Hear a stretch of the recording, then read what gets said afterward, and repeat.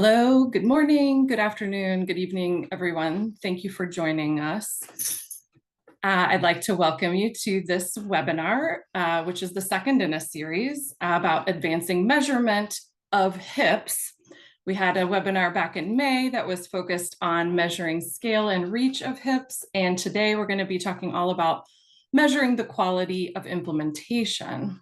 Next slide, please. My name is Trinity Zan. I am the Deputy Director for the Research for Scalable Solutions project based at FHI 360. Next slide, please. And just to remind us a little bit about why we're here, this series of webinars is really hoping to support systematic, harmonized measurement of HIPs in general. And this specific two-day series, today and tomorrow, is focused on the measurement of quality of HIP implementation. Specifically, we're hoping that today we'll be able to share with you all various approaches to and tools for measuring the quality of HIP implementation, and then really provide some space to discuss whether and how these approaches and tools are feasible and relevant across implementation contexts. The outputs that we have are considerations for using specific tools, again, to measure the quality of HIP implementation, and really to generate some next steps for how to achieve consensus around these measurements and promote the uptake and use of these tools. Next slide, please. So we're camping today's discussion with two particular HIPs in mind. Those HIPs are immediate postpartum family planning, with a definition on the slide. Again, it's a focus on offering contraceptive counseling and services as part of facility-based childbirth care prior to discharge. And the second HIP is post-abortion family planning, which is again offering voluntary contraceptive counseling and services at the same time and location where women are receiving post-abortion care. So the discussions today may go broader, but if and when possible, try to keep these particular HIPs in mind, because the measures that we'll be sharing and the tools were developed for these two specific HIPs. Let's see. With that, I'd like to, next slide, please, introduce our first speaker who will be providing opening remarks. This is Dr. Salma Ibrahim Anas, Special Advisor to Nigeria's President on Health. So Dr. Salma, over to you. And just a reminder to please speak slowly so that our interpreters are able to keep up. Thank you. All right, thank you. Can you hear me? Yes. We can hear you very well. All right, thank you so much. First of all, I want to appreciate the organizers of this very important meeting and the SMART HIP teams that are working on it. I also want to appreciate our donors, BMGF and the USAID, as well as UNFP, and the implementing partners that are working in country, FHI and EHI, HDF, for the work they have been doing already in the country. So first of all, for us in Nigeria, we are honestly very appreciative and very happy with the development around issues to improve maternal health, because we are very conversant and we do recognize the high burden of maternal death in Nigeria and all the efforts we've made in the past. We also recognize the situation we are, especially when it comes to low uptake of family planning. We are yet to reach our target of 27% by 2030, where we are. It's still very slow. And in addition, also other indicators such as the ANC, especially of women that have access to ANC coming back to deliver at facilities by skilled birth attendants, is still very low. It's not where we want to be, as well as increased maternal death. So we are very appreciative. And we strongly feel that this strategic approach will help Nigeria to realize the national targets, overall, and also in line with President Bola Ahmed Tinubu's renewed hope health agenda. The president is just 1 year old, but the president is very committed, towards attainment of universal healthcare coverage, leaving no one behind. And he's also very concerned about reducing maternal death, because it's unacceptable, according to him, that Nigeria should not be where we are. We must do everything possible. We must deploy all new innovations, all new approaches and learnings of what has worked in other countries to deploy in Nigeria, to be able to drastically and quickly reduce maternal death and improve child survival. So this for us is coming at the right time.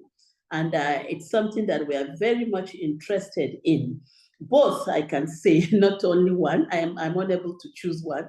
So both of them, both postpartum family planning, both immediate postpartum family planning and post-abortion family planning, as well as also community use of the pharmacies, community health workers, and drug shops, including mass media, to be deployed. So we're happy to come along and with other countries, and we are glad that you have selected us to be part of this very interesting assessment, and also the findings will make quite a very big difference for us in Nigeria.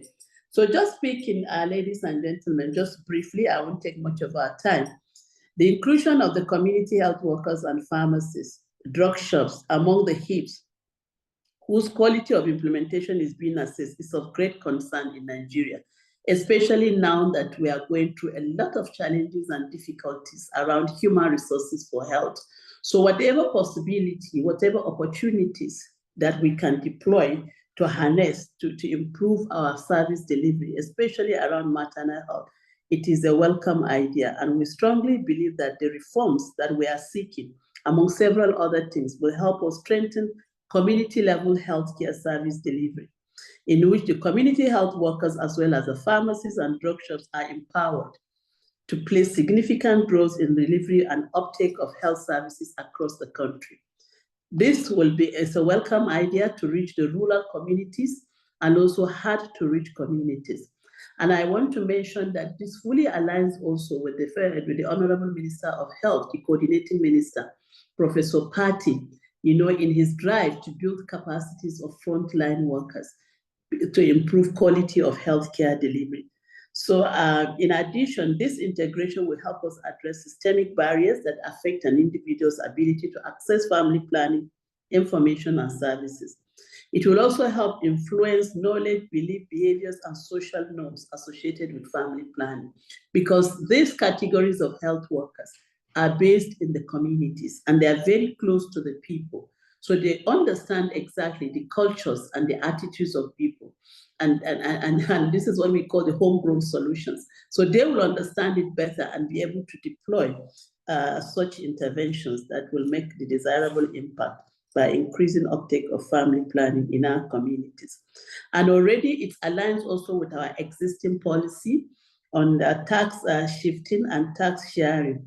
So this policy, it's also aimed, one of the categories is also to reach the community health workers, give them appropriate training, and also supervise their work in the health facilities, which also include family planning. So all these interventions are integrated, and we are very glad that it is happening, and we're looking forward to the outcome of this.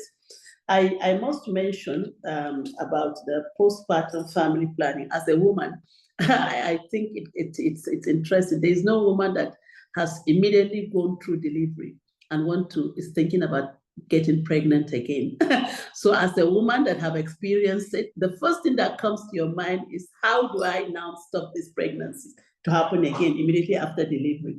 So this is the best time to introduce family planning immediately after delivery, because there will be a lot of uptake, and then there's a lot of attention and desire to listen. So counseling and information will be very useful, not only to the woman, but also to the family.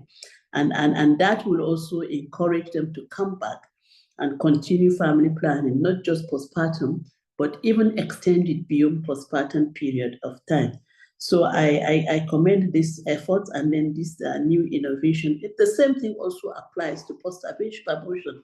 There's no woman that will go through abortion, especially unwanted pregnancy, unplanned pregnancy, that will not pause and listen to what is good for her to come, that will enhance her her productivity, and also her health.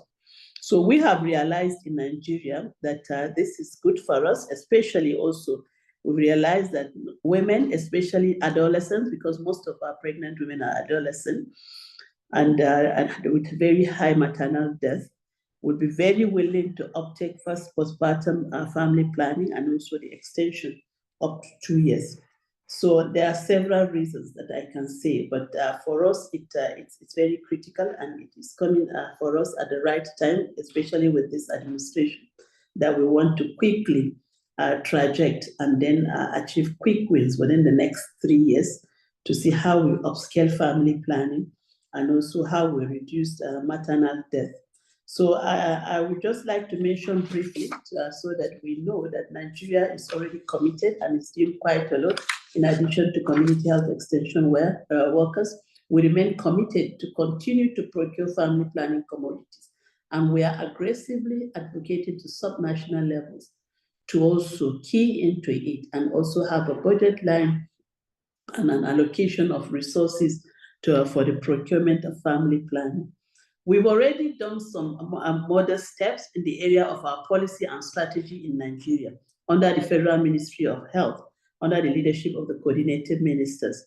We have reviewed some of our documents and newly developed documents, especially the Safe Motherhood Strategy, which is already including the PPFP and the Post-Abortion Family Planning as a strategy for ending preventable maternal mortality.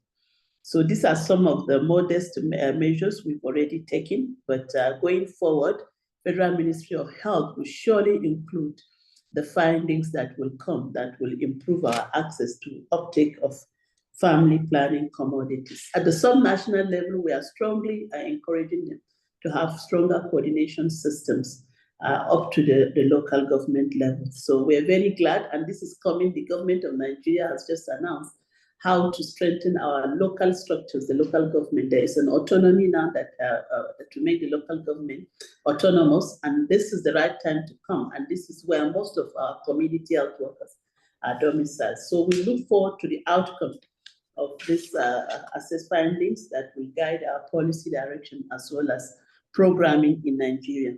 I want to once more thank every one of you, especially our donors, especially the HIP team that are doing great work, and also our consortium partners doing the implementation in Nigeria, as well as our team in the Federal Ministry of Health. Thank you. Thank you so much, Dr. Salma. Much appreciated, helpful opening remarks and providing us the perspective of why all of today's discussion is important for these greater goals and outcomes. So thank you very much.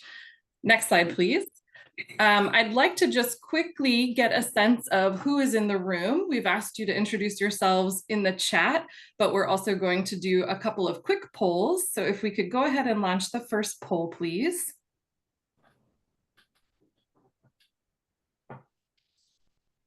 So this is a simple question. Where are you connecting from? And this is sort of by continent/region.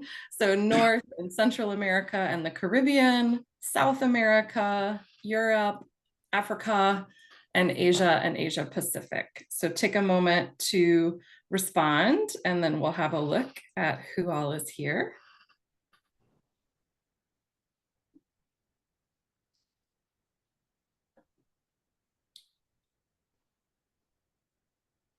All right, let's see, Sarah, if it looks like we have enough respondents. Let's have a look.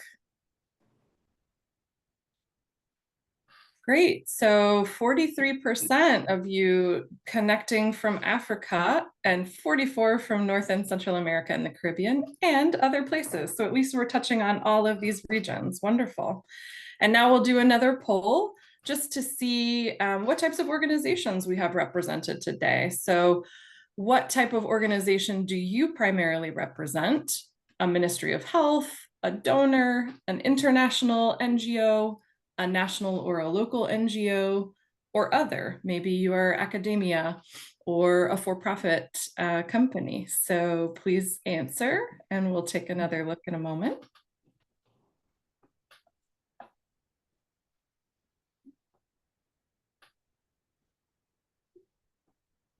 Great, really good representation here. 10% Ministry of Health, 15% donors, 47% international NGOs, 13 national and local, and 15% other, which is very fun. So thank you for doing that. I think we can move on. You should have received the agenda in a pre-email, so we'll move to the next slide.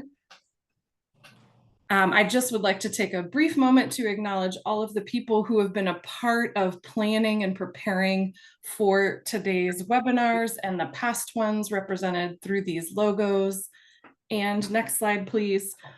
Represented through the Global Planning Committee that we have put into place to help coordinate this. Dr. Salma is one of those members. You'll hear from several more throughout the rest of today. And so a big round of thanks to all of them. Next slide, please. With that, I will be handing over now to Dr. Jason Bremner, who is Senior Director for Data and Measurement at FP 2030, and is going to help us set the stage a bit for the remaining conversations today. Over to you, Jason. Thanks, Trinity. Thank you, Dr. Salma, and thanks, participants. It's a real pleasure to be here. I got to kick off the first set of webinars that were on Scale and Reach that Trinity mentioned. And it's great to set the stage again on the second two webinars today and tomorrow. We're going to start off today with setting the stage with a poll. So I'm going to ask if we can launch that poll and that first question.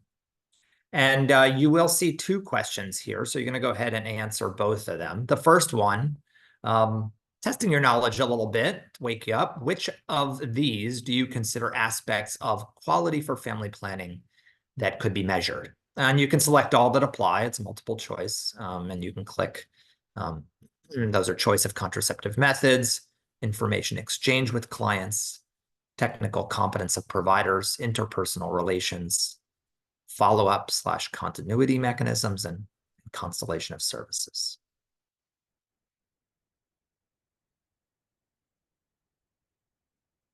And then the second question here, if you scroll down just a bit, you'll be able to see the second one.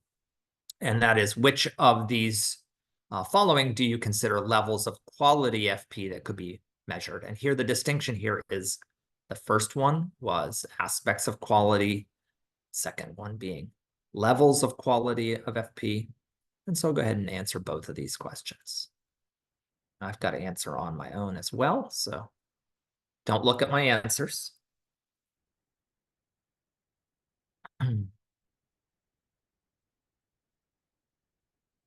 right, let's have a look at the results to that. Okay, so lots of you answered many of the components of aspects of quality here, and these are actually all aspects of quality. So if you answered all of those, you are correct. And similarly, looking at the second set, all of these are aspects of levels of quality of FP that can be measured. So again, looks like most of you answered all of these, and that is correct. We're going to go ahead and look at these. So if we can go to the next slide, please.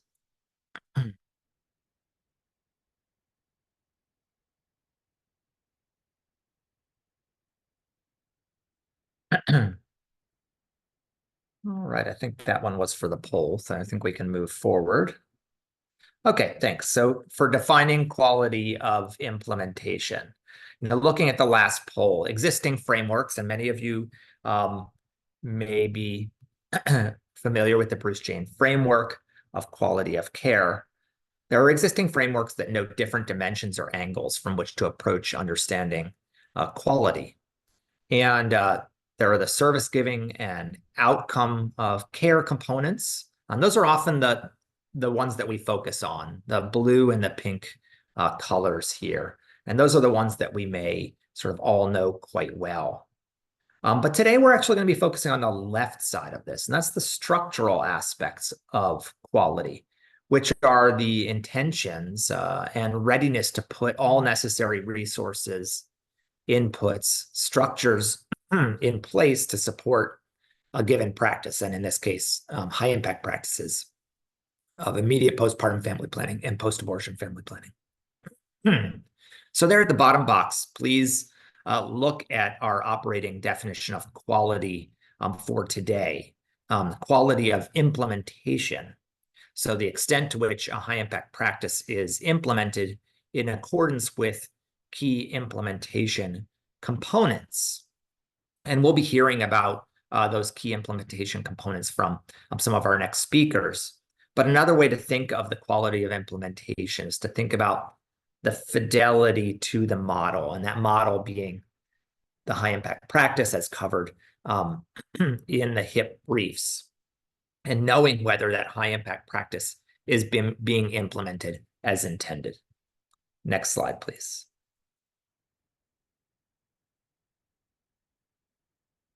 Okay, so we're going to launch a word cloud here. We're going to give this a try, and we'll see how it goes. I think in the chat right now, or using this QR code, we're going to use a Menti function. You can also type menti.com and use the code there at the top. And I'll give you a little bit of time to do this. So you can either click on it in the link in the chat, use the QR code, or enter it manually. And our hope here is that you will enter in a word or words that answer this question. Why is measuring quality of HIP implementation important? And remember that the last time that I worked with you on a webinar, it was about measuring scale and reach. Now we're talking about why is it important to measure the quality of HIP implementation, or that fidelity to the model.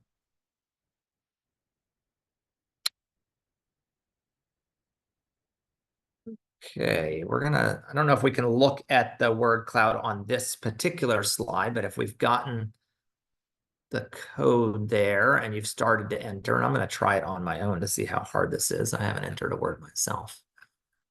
Got to find the Menti poll here and try it.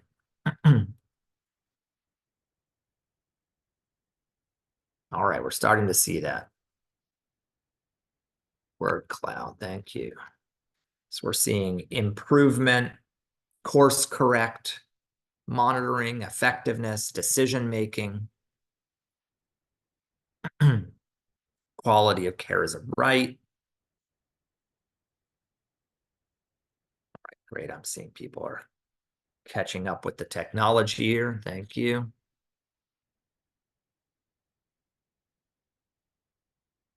If you want to see the word cloud, I believe if you stay on your, if you look at the space where you actually entered in the your response, that's where you will see the active word cloud showing up. So I actually just had to stay on that space. All right, thank you. So a lot about improvement, effectiveness, and I think that's what we'll talk about some in the next slides. So let me just change my view. Thanks for working with us on that. We can draw up the slides again. Thank you. And we'll go to the next slide.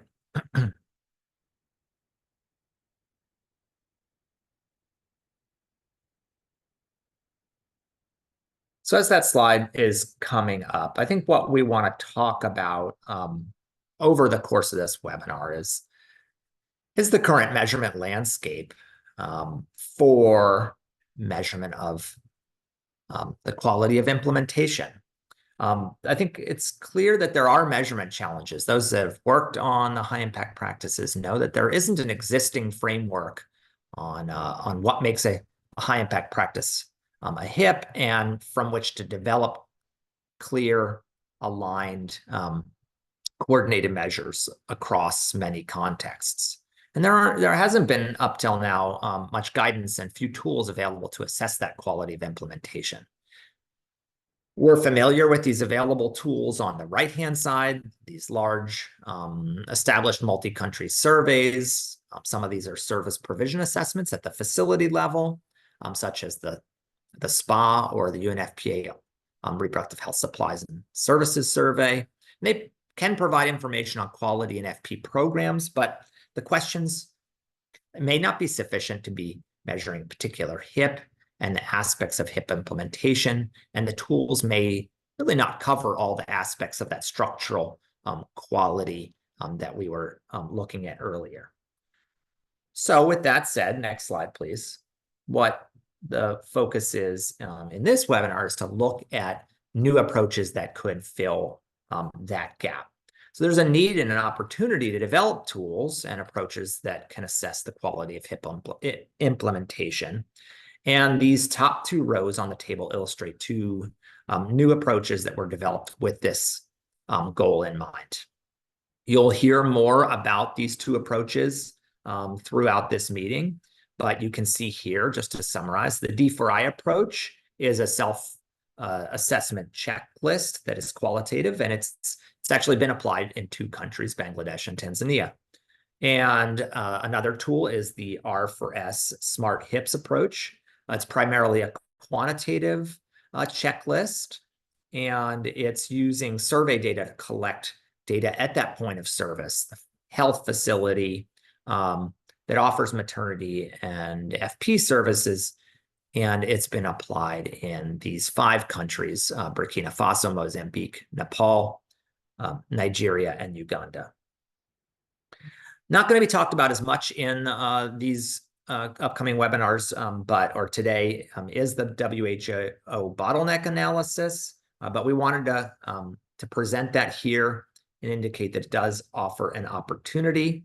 It focuses on understanding bottlenecks or barriers to scale up of evidence-based practices and HIPs, and those data may offer insights into what's happening with HIP implementation, but it's not specifically set up to assess structural dimensions of that implementation and quality in the way the other tools do. But it could be used as a complement in assessing scale up.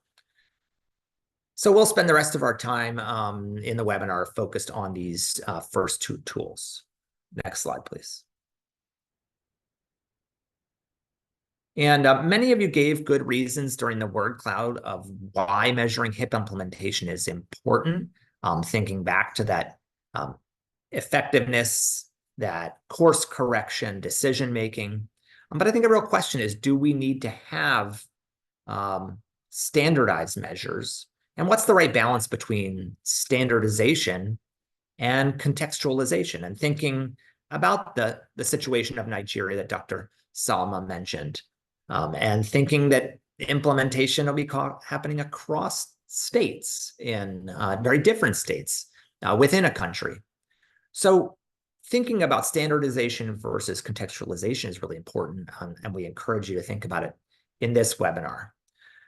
The key implementation components and their related measures, they can be thought of in a way as a recipe, whether that's a recipe for your favorite dish or for a chocolate cake. But if we think about the HIP as that favorite dish, that recipe can give us a sense of how to implement the HIPs, how to measure that. And it can be used in Tanzania, it can be used in Nepal, and at the end, it may give us that delicious dish that we're hoping for. But if not, we can kind of go back to that recipe and assess, what did we leave out? Where did we make a mistake?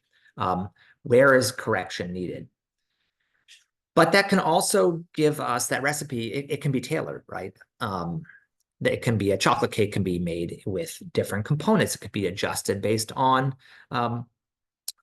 different tastes, the context of a place. And so the recipe at least gives us a common starting point and a common language by which we are starting, and a basics of the key ingredients that need to be used to implement that HIP. And if they need to be used, then we likely want to measure how we have used that recipe. So I want you to think about this, knowing that we know there is not a one-size-fits-all solution to measuring HIPs implementation, but there is also a desire and a need to come up with that recipe and some standardized measures that we think about. So as we move through the remaining presentations, please keep this balance in mind, and particularly as you're entering into the breakout groups. So next slide, please. So in some, Trinity shared the objectives of a few minutes ago, but to recap, we hope that you'll walk away from today's meeting with several things. First, we hope you'll have an understanding that that measuring outcomes isn't sufficient. You may see an increase in immediate postpartum family planning use, but do you know that that was due to the scale-up efforts? Do you know and have you measured the quality of the implementation of that high-impact practice? So really want you to understand that measuring the quality of implementation is critical in addition to measuring outcomes. We hope to provide you with a framework and some new tools that you can use to connect high-impact practice implementation and measurement of implementation to these models of quality of care as generally understood. Those colored boxes that we showed earlier, and we'll be focusing on the structural, as I've mentioned, and you'll really get some detail on those new tools. And really also want this meeting to generate ideas on how you might apply these tools in your contexts, and that'll really be part of the small discussion group. So with that, I would like to turn it back to Trinity, and I believe she'll be introducing our next speaker. Thank you, Trinity. Awesome. Thank you, Jason. Hopefully that was helpful for everybody to really understand the focus of today's discussion on that structural dimension of quality. And moving from that, I'm pleased to introduce Dr. Frederick Makumbi, Associate Professor in the Department of Epidemiology and Biostatistics at Makerere University School of Public Health. And Fred is going to be talking to us about the key implementation components that really provide the foundation or the starting point for developing measures that we're discussing today. So over to you, Fred. So thank you so much, Trinity, and I think I'll pick a cue from my colleague. I'm going to call key implementation components as a recipe. It was a nice illustrative way. But also thank you so much for echoing the issue of structural implementation quality, because many of us tend to not pick that, but I think you've elaborated that so well. And bearing that in mind, can I have the next slide, please? Yes, so the HIP implementation context, again, recalling some of the previous speakers' emphasis, the key implementation components, again, the issue is that they agreed upon standards, and I think that has been expounded upon to implement a practice and ensure that is high impact. So these high impact practices are vetted practices identified on demonstrated impact, certainly. And as again presented earlier on, for evidence-based interventions, it's important to identify essential elements that are necessary to make an intervention work. But also, while context, again, earlier on discussed, matters in implementing, it's important certainly to maintain key implementation components that then are necessary to ensure HIP implementation reaches the intended outcome. And of course, it enables comparison. So, however, there is no clear and consistent guidance on what must be included. And I guess, as indicated again, hopefully by the end of today's discussion, we shall have a better sense of what is missing and what needs to be focused on more. Next, please. So this work has been evolving, really, and thanks to the various colleagues and teams that have been involved. There are three research teams, Research for Scalable Solutions and Data for Impact, that have been heavily involved in developing the key implementation components with a focus on measures of quality. And certainly a number of briefs appear. These are pulled from the how-to section of the high-impact briefs. but it's been significant consultations with the HIPs expert groups. And these two teams focus on the 5 delivery HIPs as indicated, but also there's another team from the Challenge Initiative whose focus was on implementation guidance for scale up. Again, their focus was on six delivery HIPs. And so the engagement and consultation with the experts was supported by USAID and the Gates Foundation, which led to the harmonizations of the key implementation components for the 4 shared HIPs. Remember, each of these had HIPs they're focusing on, but they have 4 which are overlapping, and so we had the harmonization of those, again with support of the USAID and Gates Foundation, in addition, together with many other partners. Next, please. Yes, so a final key implementation component, the briefing appears, and I hope that will be shared and can be downloaded and reviewed. Again, focusing on the 4 HIPs as indicated: community health workers, immediate postpartum family planning, pharmacies and drug shops, and the mobile outreach services. These were the overlapping between the 3 projects that have been involved in this space. And these, again, focus on high-level standards for what should be included to implement a service delivery HIP. Again, the focus has been on these 4. And one important thing also to take into account is this set of components is a package, not cherry picking. Is a set of package to be used as a whole and not in part. That's going to be very important, and can be used to support both implementation and measurements via related tools. And as we discuss, we shall be able to walk through some of these pieces. Again, just to record the fact that these are available on the HIPS website as a global good. Yeah. Next, please. When you look at this interesting layout of graphs, again, focusing on the 4 HIPs that we're overlapping and the focus of this discussion, there are key implementation component themes, about 10. I don't know whether you're able to see the blue and the marks, the ticks. You'll discover that some of them, about 4 key implementation component themes, appear across all the 4 HIPs as indicated. Methods, equipment, and supplies appears across all of the 4. Training and the monitoring component appears across all the 4, as well as the structured linkages. However, some other themes appear in only 1 or 2. For example, the community assessment, the first one on top, and engagement appears on mobile outreaches. So, but again, these, as indicated, are not cherry-picked, are meant to be taken together for each of the HIP. Next. As a key example, maybe, again, when you pick out one of the interesting HIP that has been used as an illustration, the immediate postpartum family planning, the key implementation component themes are 6. Remember from the previous slide, but for this specific HIP, there are 6.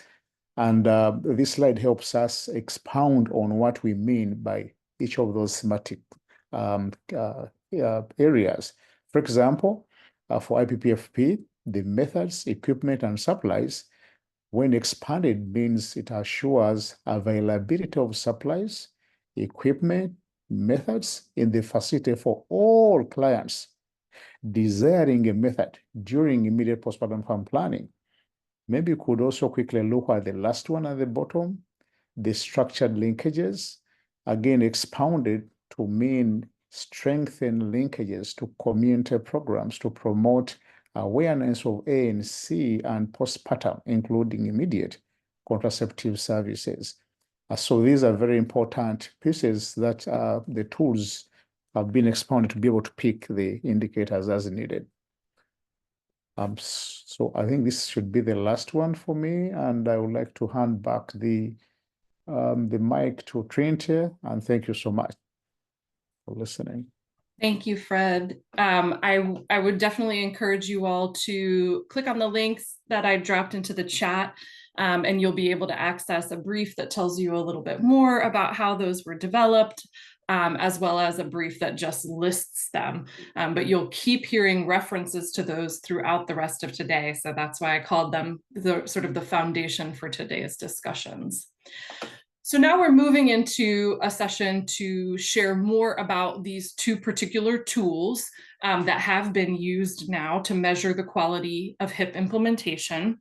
And we're going to start first with a presentation from Dr. Susan Pietrek, who is the Data for Impact Partner Lead at ICF and worked closely on developing the tool and implementing it. She's not able to be with us today, so we have a recorded presentation and we will listen to it now. Thank you.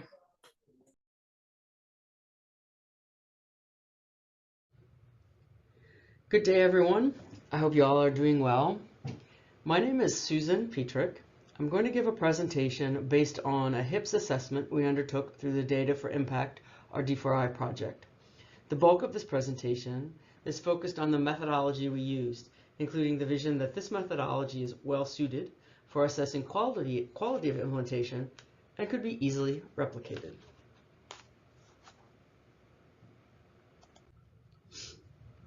Ours was a two-country assessment with focus on 7 USAID-funded projects.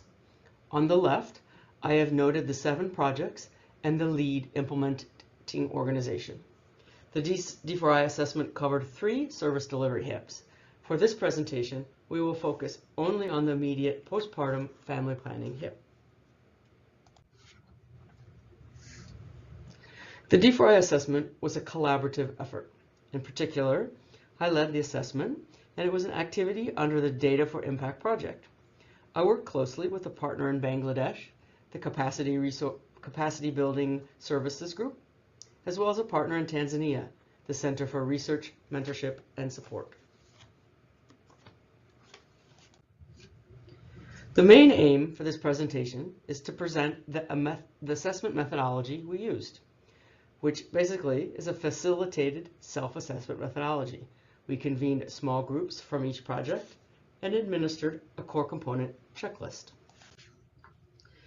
We published a 3-page brief which provides an overview of the methodology, including some suggestions for replicating the methodology. A key aspect of the methodology was that it was a space for a small team from the project to come together and think through each core component and discuss to what extent the core component is being implemented. The D4I assessment team facilitated the discussion.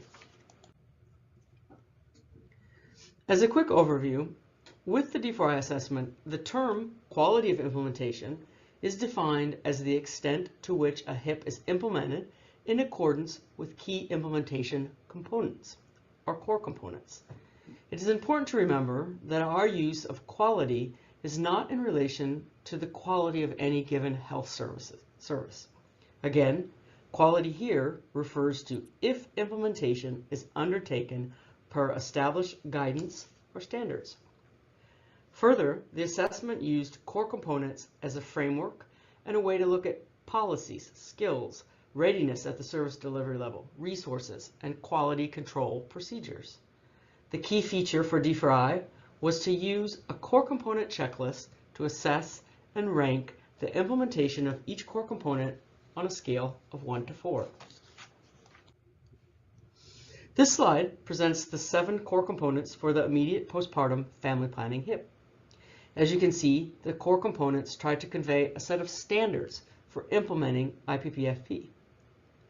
They provide guidance for how to implement an IPPFP. Thus, in turn, a core component assessment can be carried out to understand the extent a project or a country is following these components or this guidance and is in turn implementing the HIP. The idea with the core components is that they lay out what makes a HIP a HIP. For any core component, the logic is that if this is not done, then the HIP overall is not being implemented to its fullest and according to what are viewed as the implementation guidance. Our core component checklist was administered through facilitated small group discussion and self-assessment. Each project determined the size and makeup of the small group. Generally, the participants were mid to senior level management, MURL, and technical staff members. The end goal for the small group discussion was for the participants to agree on a ranking for each core component using a scale of 1 to 4. The lowest ranking of 1 is defined as the core component is being implemented partially and are in limited ways. The highest ranking of 4 is defined as the core component has always been and is being implemented fully with indicators to track. Just to make one small methodological distinction, I have used the terms facilitated self-assessment and small group discussion. I have purposely avoided the term focus group discussion. This is a quality of implementation assessment with a facilitator guiding a small group to determine a ranking. This is a unique and specific type of group discussion and different than how a focus group discussion would be approached in, for example, a qualitative study. To further help convey how the core component checklist was administered, on the right is the data collection tool that was used by the facilitator. This is the one-page tool for IPPF Core Component 1. The tool lays out the procedure to administer the checklist. To begin the discussion is a yes/no question, noted there in the blue circle. The basic question is, does the project implement the core component? Next, the facilitator poses several probing questions. These have the orange box around them. At the bottom of the tool is space to record the rankings from the project team and the assessment team. Here, the probing questions for core components 2 to 7 for the IPPFP HIP are noted. This is to emphasize that the probing questions are tailored to the core component. Because the assessment is facilitated and qualitative oriented, the aim with the probing questions is for them to prompt discussion among the project team, and specifically discussion about if each core component is being implemented. The discussion is being facilitated with the facilitator guiding the group to establish a rank for each core component. Both the rank and what was said during the discussion were considered data. I wanted to also touch on some of the findings, as this can help provide clarity on the methodology and how the assessment was carried out.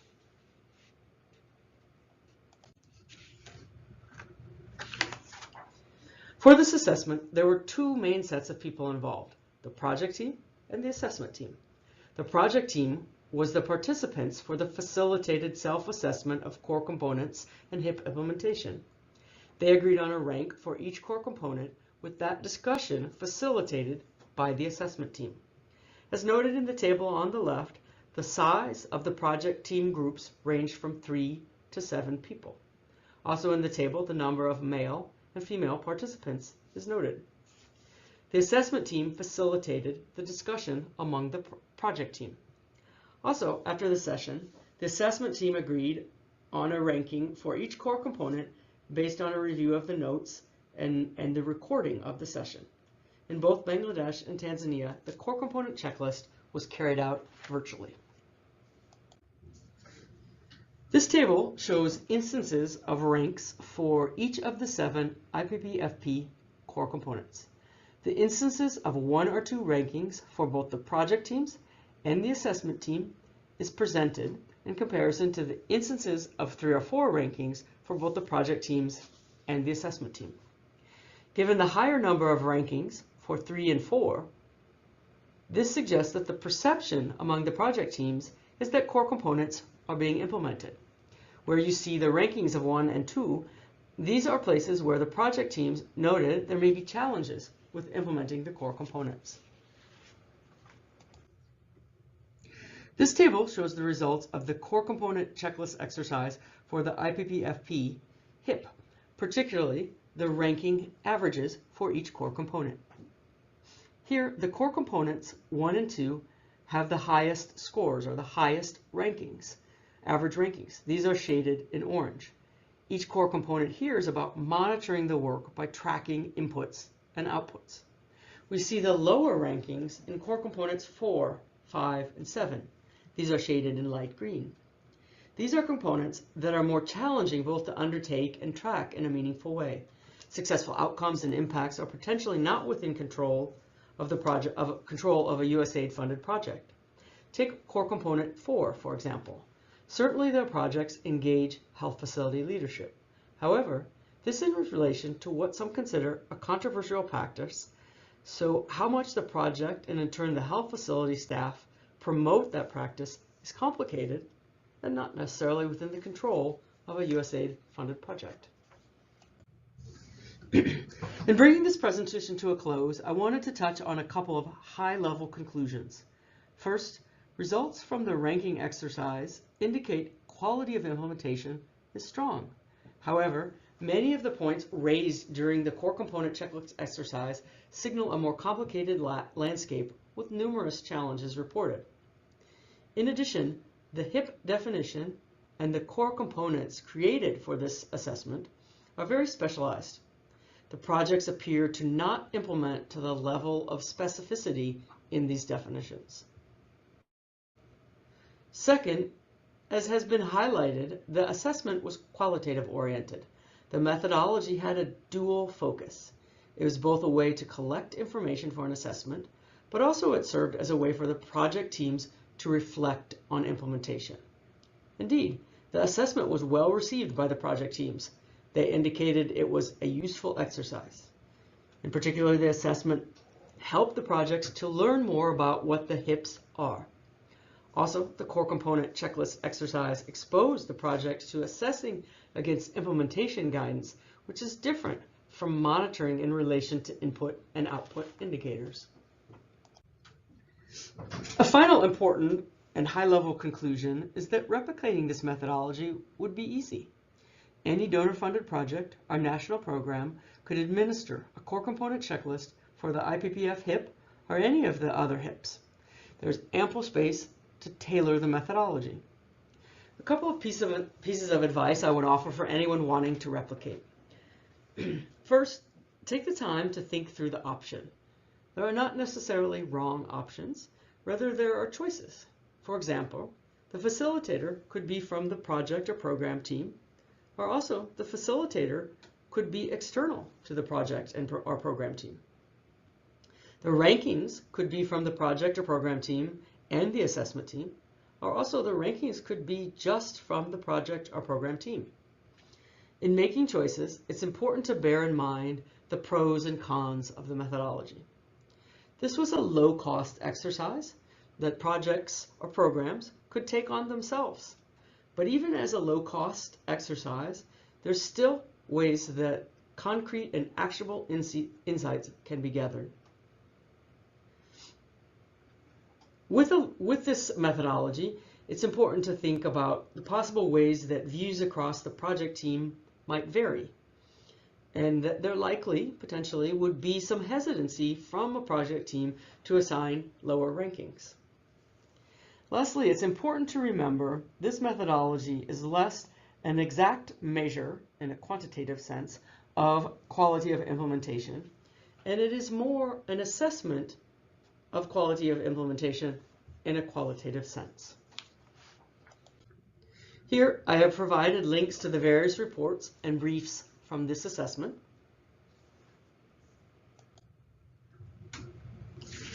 Thanks so much for your time and thanks for listening. I'm sorry that I could not be with you live today, but I hope the rest of the meeting goes well for everyone. Good day. Awesome. A big thank you to Susan for doing that, even when she couldn't be with us today. So that was the first tool that we're presenting. Again, a qualitative self-assessment checklist. Now we will shift to the second tool, which will be presented by Dr. Aurélie Bruni. She's my counterpart, Deputy Director for Research on the R4S project, and also the Director for the SMART-HIPs project, also based at FHI 360. So over to you, Aurélie. Thank you, Trinity, and good morning, good afternoon, or good evening, whatever time it is where you are joining us from today. I am delighted to introduce the measures of quality of implementation for IPPFP and PAFP that were developed and tested under two projects, R4S, which is funded by USAID, and SMART-HIPs, which is funded by the Bill and Melinda Gates Foundation. In the presentation today, I will introduce the process that we followed to arrive at these measures and the measures themselves.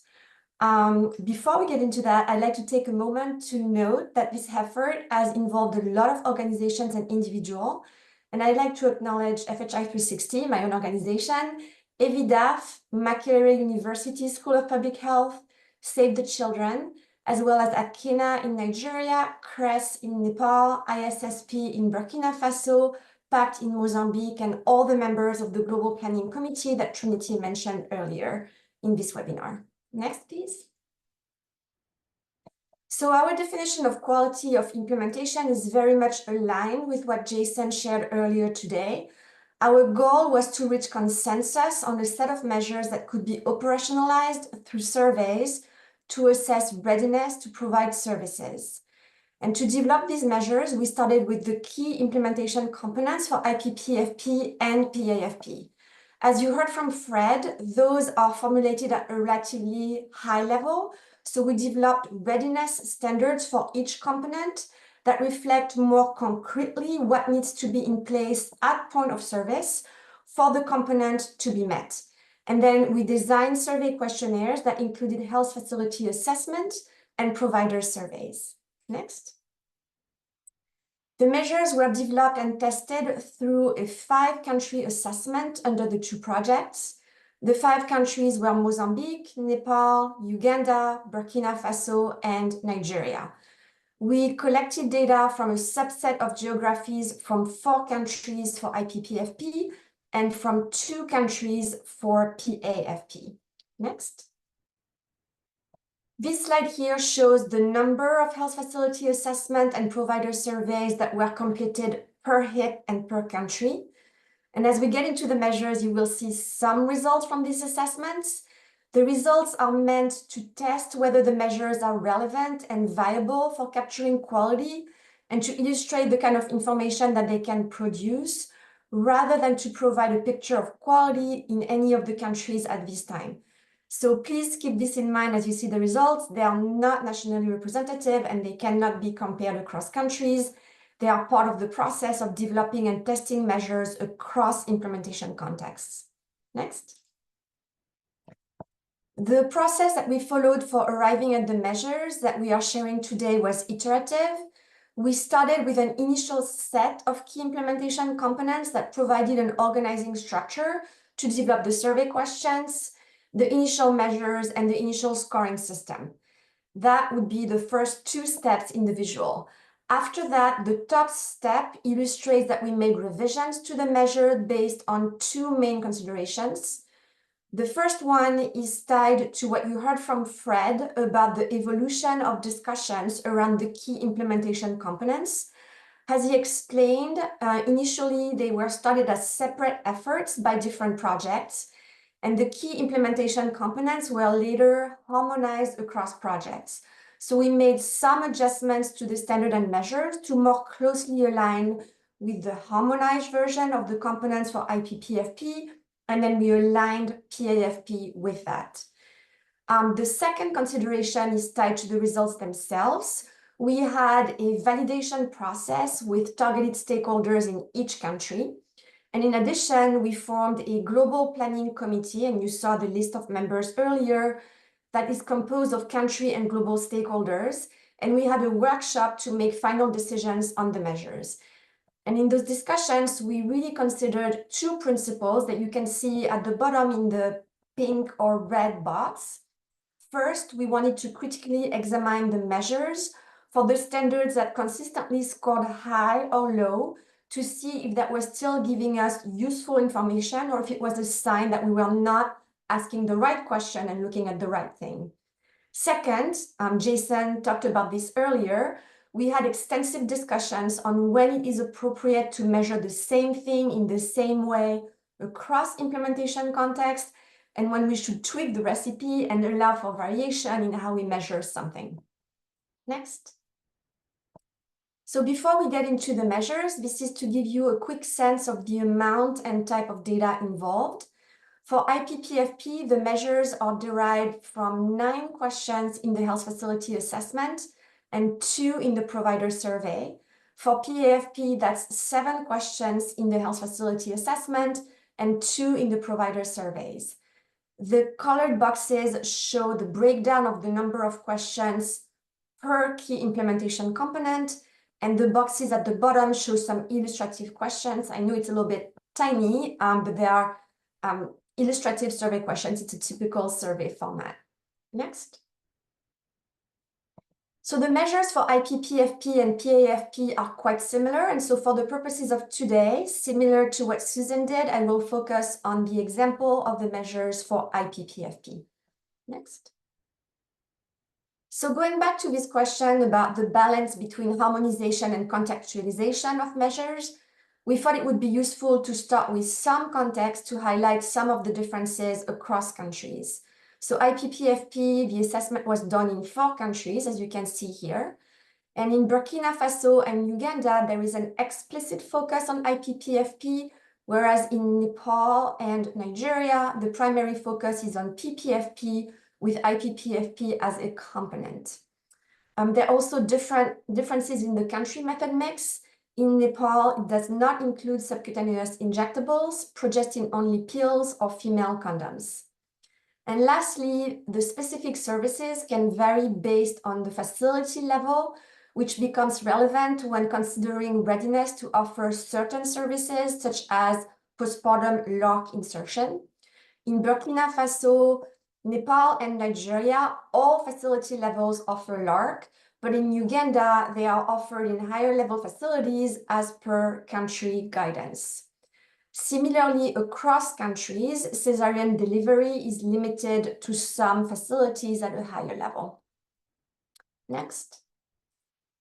So differences by facility level, as I just mentioned, was actually the most complex aspect of the measures. So I wanted to briefly provide some context on how this was handled. As you can see in the first point, our goal was to test the measures across different implementation contexts. So the samples in each country include facilities from different levels and that represent different implementation models. What we are measuring is the readiness of a facility to provide the services it is authorized to offer. That being said, we need measures that work for all facilities, but we run into some situations when only facilities of a certain level were authorized to provide a service. So as I just mentioned in the previous slide, only some facilities may be authorized to offer LARCs. So what we did for this is that we only applied conditions of the measures that are relevant to a facility based on its level. So if we take the example of LARCs, any facility authorized to provide LARC was required to have all the corresponding elements for LARC provision in place. For the facilities that do not provide LARC, we ignore the conditions related to LARC when calculating the measure for the facility.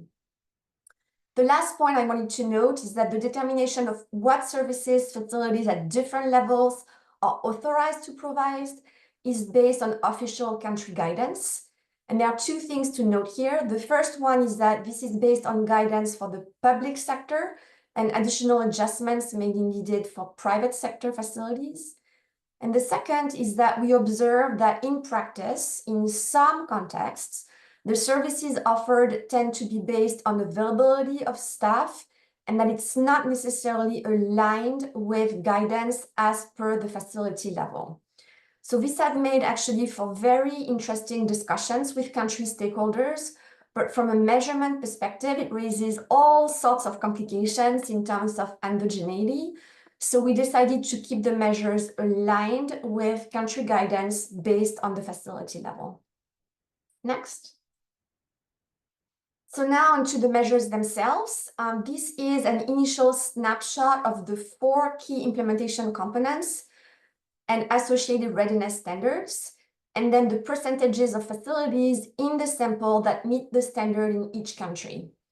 Again, the results are meant to test whether the measures are viable and relevant and to illustrate the information that is generated, but they don't provide an accurate representation of the quality of implementation of IPPFP in the countries at this time. You can see that there is quite a bit of variation in the results across the components. Some of the standards are very high, and in many cases, they were not met. But you will also see that the reasons why a standard is not met vary, and that looking at the different elements that go into a standard can be useful. Next. So let's start with the first component here, which is about choice. The purple box at the top shows the readiness standard, and then the box with the red outline shows the different elements that go in the measure. The standard for choice is considered to be met if a facility has all the methods appropriate to the immediate postpartum period that it is authorized to provide, and if LARC insertion is authorized, if the facility has all the necessary supplies and equipment. And for this standard, we contextualized it based on country guidance on what facilities at different levels are authorized to provide. Next.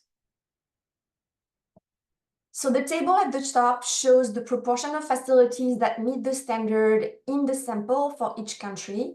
And these are the same numbers as you saw in the summary slides a couple of slides ago. The bar chart shows the results for the different elements of the standard. So for example, the dark yellow bar shows the proportion for each country. So I should have said each set of bar is a different country. And the dark yellow bar shows the proportion of facilities that have all short-acting methods. The lighter yellow shows for LARC methods. The dark blue, green, teal is for LARC supplies, and the lighter shade for LARC equipment. And so on this slide, I'd like to draw your attention to a couple of points. The first one is the example of Uganda on the right. As I mentioned earlier, for Uganda, only facilities level 3 and above are authorized to provide LARC. And so the reason why some of the bars are shaded is to note that they only apply to the subset of facilities providing LARCs. So for example, 9% of all facilities had all short-acting methods, and 77% of the facilities offering LARCs had both implants and IUD. And then the second thing is that it's useful to look at the different bars, so the different elements of the standards, and not just the overall standard, because you can see that the limiting factor varies across samples, across countries. Based on the facilities in the sample, all countries have elements that they are doing very well and others that are more challenging, and the measures can tease this out. Next. So this is still the same information, one level down, looking at the availability of specific methods. And again, for Uganda, the bars for LARCs are shaded because they only apply to a subset of health facilities. So again, that illustrates why it's useful to look at the more detailed information. For example, if you look at Burkina Faso, which is the dark blue bar, bars, plural, one for each method, you can see the availability of each method is relatively high, and the challenge is having the combination of all the methods.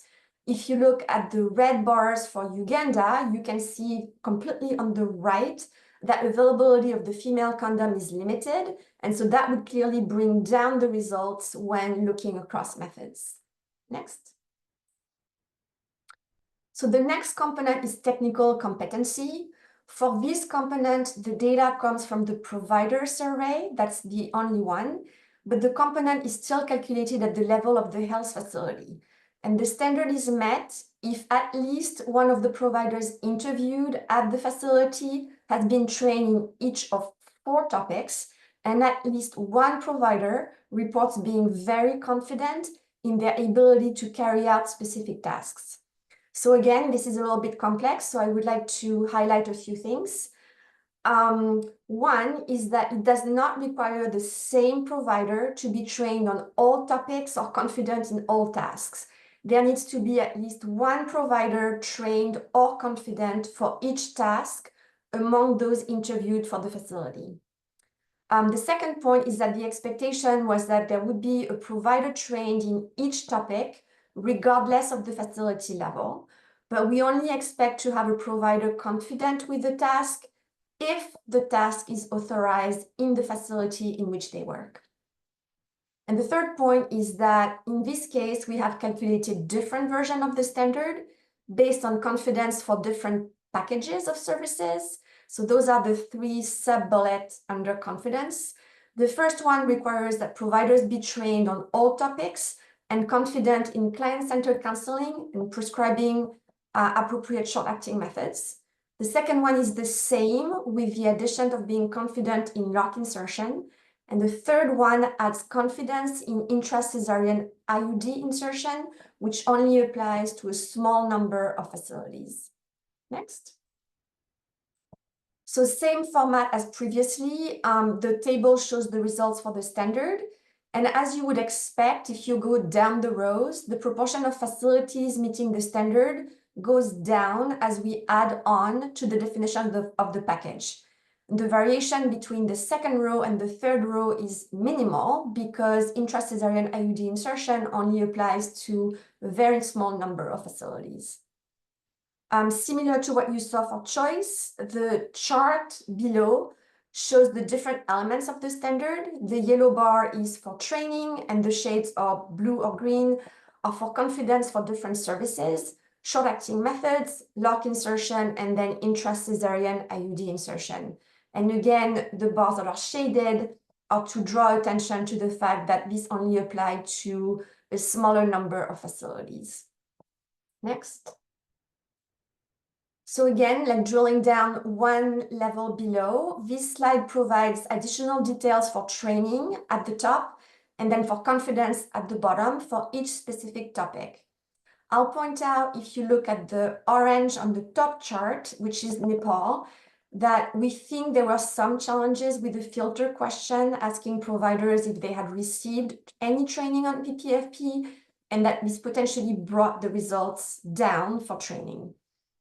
Overall, if you look at the more detailed results here, it's again useful to understand where potential gaps are coming from. So if you look at the graph at the bottom, the results for confidence for lock insertion, so it's the third, fourth, fifth, and sixth set of bars, you can see that confidence with implant insertion is relatively high, but that it is more limited for postpartum IUD insertion. Next. The next component is staffing, and the standard for this component is considered to be met if health facilities have someone available to provide counseling to ANC clients during ANC hours, and if facilities have someone available in the maternity ward to provide family planning services. For this latter point, like the second bullet, we consider two scenarios during and outside of normal operating hours. And we calculated two versions of the standard. The first one requiring only availability during normal operating hours, and the second availability during and outside of normal operating hours. And the calculation was the same across the countries. That was harmonized. Next.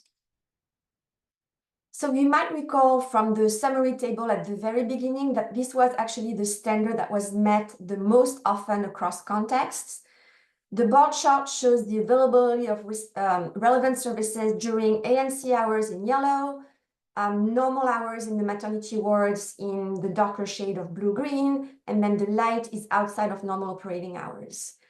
So again, looking at the disaggregating results can be informative because, perhaps not surprisingly, you can see that the results for ANC hours and normal operating hours are excellent, and that the gap was more around availability outside of normal operating hours, with variation in different settings. Next.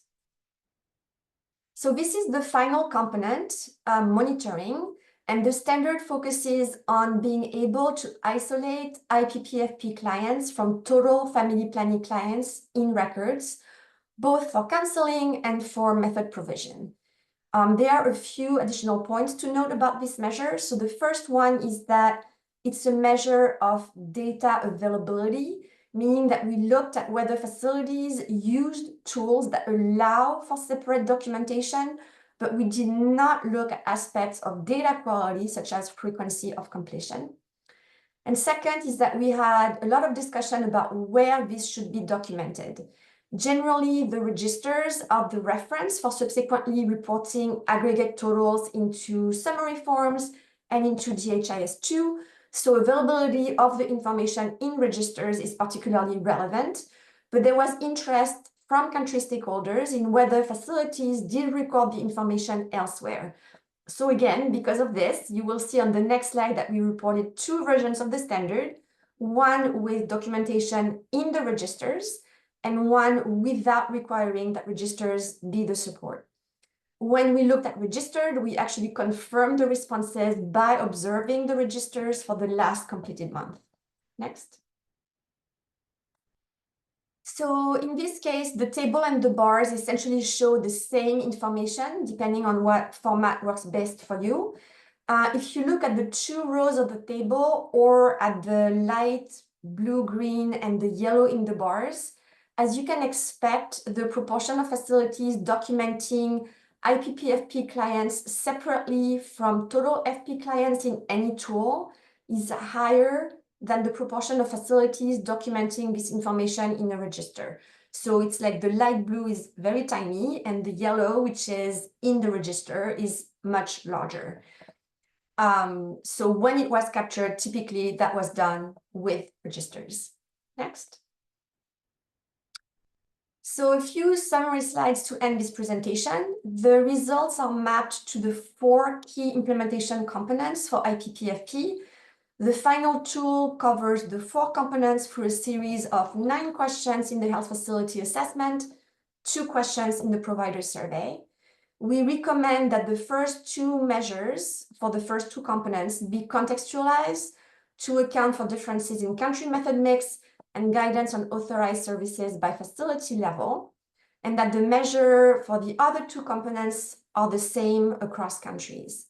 Within that, however, it's important that countries discuss what really makes sense for their context when looking at the elements that go into a standard. So the bar charts that I was showing on earlier slides. For example, there might be legitimate reason why availability of a particular method is low, and it would be important to reflect on that and the implication for the overall score. In addition, I'd like to point out that there are other topics that came up in the discussions with country and global stakeholders. They do not map to the key implementation components, but we wanted to note them here as they could be included as supplemental topics in future surveys. The first one was lock removals, which ties both to availability of equipment and supplies and to provider training and confidence. And the rationale for having this topic was that while the removal may not happen within the 48-hour period before discharge, it's an essential element to ensure full choice. The second topic was linkages to other services, including postpartum mental health, gender-based violence, STI screening and treatment, and HIV testing. Next. So similar to Susan, I also wanted to share some observations about application of the tool. The top of the scale shows some of the challenges that we have encountered, and the bottom, some of the potential benefits. So in terms of challenges, the first one is actually to develop a sampling frame because there are not necessarily available listings of facilities offering IPPFP or with maternity beds. So what we tried to do was to rely on available indicators in DHIS2 to identify eligible facilities. But if you joined us in the first convening that we had in May, you might remember that the indicators specific to IPPFP may not be available in all contexts, or that they may have some limitations. So for example, they may only capture some methods. The second point is that we all know that conducting standalone surveys can be resource intensive. So we hope to have some creative discussions with you in small groups about existing platforms in which these questions may be included for sustainability. The third is that I hope the presentation made it apparent that defining acceptable quality, meaning the conditions for a standard to be met, is not straightforward, and that it was the focus of a lot of discussions with country and global stakeholders to arrive at the measures that we are proposing today. So looking now at the bottom of the scale in terms of the benefits, the first one is that, as Jason noted earlier today, existing surveys typically do not include HIP-specific information, and they may not cover all the topics related to the different key implementation components. So the questions are positioned to help address this gap. The key implementation components offer a systematic framework to make sure that we don't leave any elements behind and look at all the different things that need to be in place. And then the results, particularly when looking at the elements of the standard, can provide actionable insights. Next and final slide. So to end, I'd like to briefly take us back to the questions that Jason posed at the beginning. I think you heard about why we may want to measure quality of implementation. I hope that through Susan's and my presentation, you got some ideas about potential tools. And the third point is really to talk about how the tools could be applied in your own context, including by whom they could be applied, how, and when and how often. So I look forward to getting some insight from you on all this during the subsequent presentation in the breakout groups. Thank you, and Trinity, back to you. Thank you so much, Aurélie. And I hope for all of our participants, I very much know that that was a lot of information. Hopefully you felt like you were able to follow that for both presentations to get a sense of these two tools. You don't have to, have it all memorized, but get a feeling for what these two tools and approaches are doing. Now we're very honored to have a fantastic panel of decision makers who are going to share their thoughts on these tools and approaches, kind of an answer to that last question that Aurélie just presented. So really thinking through how might they and other decision makers in their country use these tools? What are some of the considerations for the information it would provide? So I'm very pleased to introduce Dr. Gathari Gichuhi, who is the Global FP Director at JPIGO, who will be our moderator. And Dr. Gachari is joined by a number of esteemed colleagues. We have Mr. Lawrence Anyau, who's the Director and Acting Head of the Reproductive Health Division at the Federal Ministry of Health and Social Welfare in Nigeria. We have Dr. Charles Olaro, who's the Director of Health Services at the Office of the Director of Curative Services in the Ministry of Health in Uganda. And we have Dr. Valérie Sanon, who is the Director of Family Health at the Ministry of Health in Burkina Faso. We were hoping to have our colleague, Dr. Alda Govo, from the Ministry of Health in Mozambique, but unfortunately it appears she's been unable to join us today, but we are still very pleased to have everyone else with us. So I invite Dr. Gathari to join us, as well as our other colleagues, by turning on your camera if you're able, but I will hand over the mic to Dr. Gathari. Thank you. Thank you, Trinity, and really echo what you just said, that we've heard a lot, and we are grateful and appreciate the various speakers who have really taken us through all that rich insights from their perspectives. But now bringing this home is, as you said, really eminent panelists that we want to listen to, get to hear what this means at the country level. And we will start off with perhaps, again, building on Valerie's question is what this means for the program to adopt a globally defined indicator. And I'll really ask our panelists to comment on this. As they are reflecting on this, is also thinking about what opportunities and challenges, global indicators may bring. And also, if they do have any examples on, national programs having adopted and adopted global indicators in the past, and also to point out what the implications at the national, subnational levels are. I'm honored to start off with Dr. Olaro, and each one of the speakers, be free to, reflect on your own context in your own individual country, so that then you can bring it home. Dr. Olaro, we've heard a lot about work in Uganda, But what does this mean? What does it mean for your program, especially in terms of adopting globally defined indicators, challenges and opportunities, and what do you think of examples that you can share from your country? Over to you, Dr. Charles. Okay, thank you, and good morning, good evening.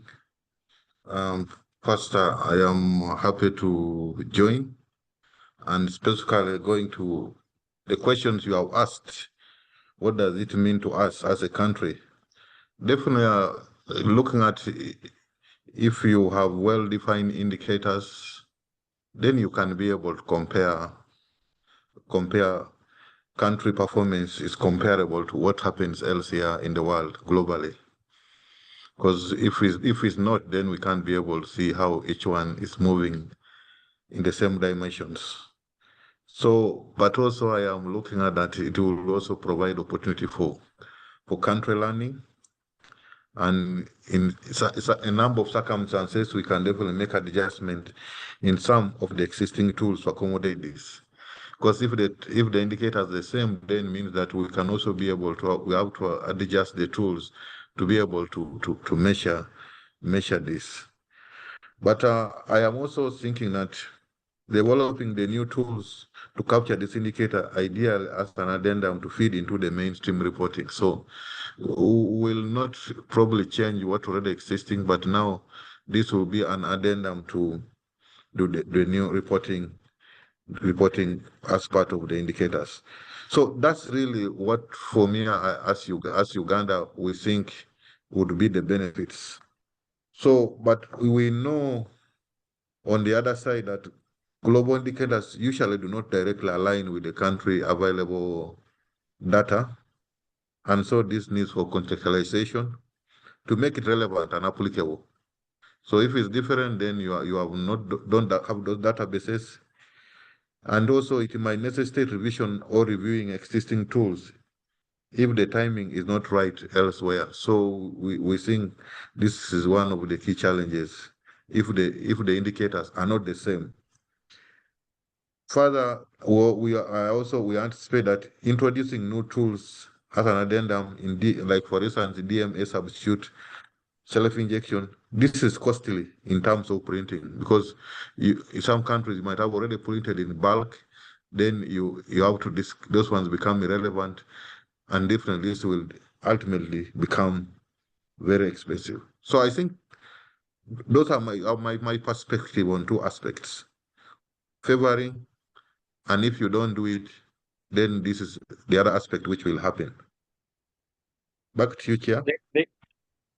Thank you, Charles. Mr. Lawrence, I'll throw the same question to you. Thinking about in your context of Nigeria, and we are grateful that the presidential advisor was able to really lay out what this means for the giant of this continent. But from a programmatic perspective, building on what Charles has said, is from your perspective, what do you consider some of the key elements that we need to factor in, both, of course, opportunities and challenges? Over to you, Lawrence.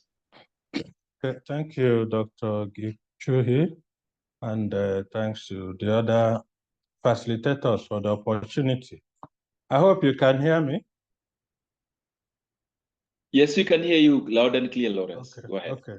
So I think it's important for countries to consider adopting or adapting globally developed and defined indicators, because the process leading to the global acceptance must have always been based on evidence. So if any country is adopting that, I think it means that they have something that is tested and proven to be useful in measuring progress on any given specific health area. But there could be some challenges. One of them is the fact that the collection of data to be able to measure the particular HIP or to measure, calculate that indicator might not have been captured in the existing data collection tool in a given country, and that may mean reviewing the data collection tool and may come with some costs. It's also possible that a section of the stakeholders might not be positively disposed to accepting the indicator wholesale, which might mean that it might be adapted, and where the majority are not favorable to it, that means it has to be dropped. So all of this needs to be taken into considerations. In terms of opportunities, it's possible that there could be gaps already identified in a country that the stakeholders are grappling with how to come up with a particular indicator to address such an area. And then this, what it means is that this particular globally adopted indicator comes in handy and will help to address such a gap. And it will equally help in having critical interrogation or examination of existing practices within the country's health program, and use such opportunity of considering the new indicator to work on further improving the program. An advantage that this may confer on the country or program is that the process of adopting the indicator might not need very elaborate or time-consuming meetings. And what it means is that it could be cost saving. The country might not need to go through a very long process to begin to use that particular indicator. But a possible disadvantage is that the timing of bringing the new indicator into the program might not be very good. So it might be causing some disruptions. So stakeholders need to be very careful in how they manage the process of bringing in any new indicator, although globally would have been tested and proven to be useful. It has also some implications. For instance, when we wanted to tax shift some family planning services, the delivery of some family planning services, particularly the long-acting reversible contraceptives to community health providers, health workers. We needed to go through a long process because it touched on some regulations.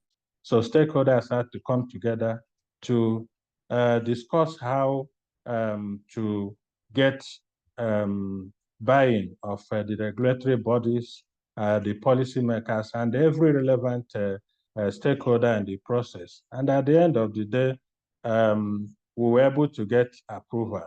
But it took a long time, and then some indicators came out of it, like how many community-based health workers were able to, were capacitated or given skills to provide family planning services, and how many of the current users of family planning within certain communities get their methods from community-based health workers. All of this will need capacity building, capturing the various commodities within certain data collection tools.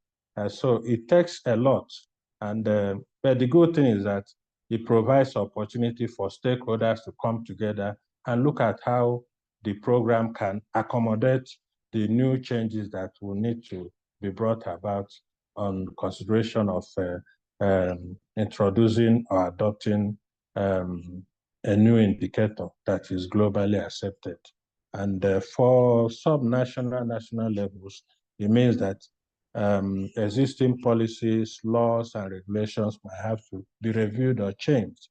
And then you might have to do a lot of advocacies and engagement with different stakeholders at various levels. And when you have done all that, you consider capacity building, provision of commodities, monitoring and evaluation and all that. So I think it's something good to be done, but programs need to be prepared, or countries need to be prepared financially, technically, and in terms of human resources to be able to adopt and adapt and put to use any new indicator.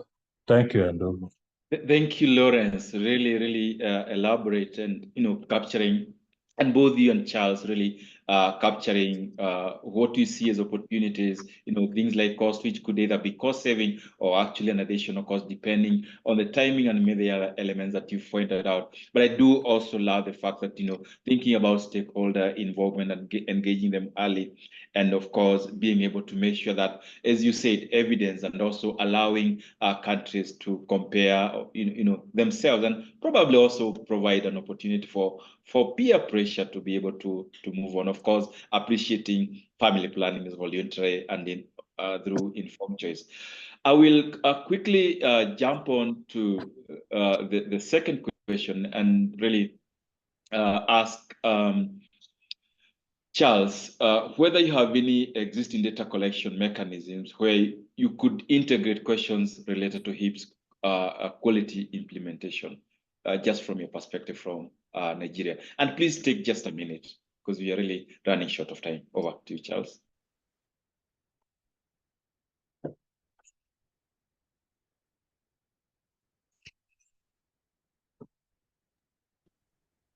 All right. OK, merci pour la parole. Bonjour et bonsoir à tout le monde. C'est vraiment un honneur et un plaisir pour moi de parler des mécanismes de collecte de données au niveau du Burkina Faso. Donc, il faut dire que dans mon pays, nous avons un système national d'information sanitaire et la collecte de l'information se fait à travers un circuit qui est bien défini depuis la périphérie où il y a des outils primaires en arrivant jusqu'au niveau central où ces données collectées sont analysées pour la prise de décision. Et en plus de ces outils primaires que tous les pays ont, nous réalisons aussi des enquêtes spécifiques et des études pour pouvoir avoir des informations complémentaires parce qu'il y a des indicateurs qui ne sont pas collectés de façon routinière. Et quels sont ces outils spécifiques que nous avons le PMA Burkina, nous avons aussi les enquêtes de disponibilité des produits pour ce qui concerne la SRI, y compris la planification et tout ce qui concerne les EDS que nous réalisons de façon périodique. Et grâce à ces collectes d'informations, nous pouvons vraiment aiguiser notre prise de décision. Maintenant, pour ce qui concerne vraiment la maîtrise de la qualité, il faut dire que c'est vraiment pertinent pour notre pays parce que disposer régulièrement d'informations pour ce qui concerne la fourniture, l'équipement ou également sur les compétences nous permettra vraiment de mieux aiguiser notre prise de décision, de désigner ou bien d'identifier vraiment les régions ou les districts à problème pour pouvoir mettre le focus sur la formation et également les prestataires et pour renforcer les compétences à travers les supervisions, les méthodes de mentorat. En termes de perspectives d'utilisation, qu'est-ce que nous comptons faire? C'est premièrement même vraiment diffuser les résultats de cette étude à tous les niveaux pour qu'on puisse avoir une bonne compréhension, une même compréhension des indicateurs. Et en entendant l'intégration de ces indicateurs dans nos outils habituels, c'est mettre peut-être des outils parallèles. Il faut savoir aussi que ces outils parallèles sont contraignants parce que demandent un effort. Mais aussi, nous avons des ateliers que nous organisons régulièrement pour mettre à jour les indicateurs et profiter de ces ateliers pour pouvoir aussi intégrer ces indicateurs. Et pour ce qui concerne les études spécifiques que nous réalisons, qui ont vraiment un coût, puisque chaque année, réaliser des enquêtes, ce n'est pas évident. Nous allons organiser la mobilisation des ressources pour pouvoir vraiment réaliser ces enquêtes et faire le plaidoyer aussi au niveau de la hiérarchie pour qu'on puisse vraiment, en tout cas, nous approprier de ces études à travers un financement local.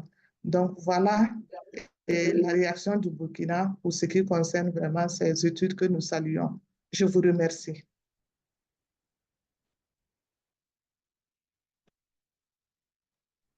Merci beaucoup, Dr. Roots, Valerie. that one opposed DFC as you are going to farewell. Thank you very much, Dr. Valerie, and désolé pour la confusion. Apologies for the mix-up. Yes, so we are going to finish up with our last question, and I'll ask Dr. Charles Olaro to, as we close, what you see, or countries could use these tools in terms of quality improvement, and by what you see that how practical it is in terms of who would be the users, when, how often, in terms of making sure then we're improving the quality of our programming. Over to you, Charles.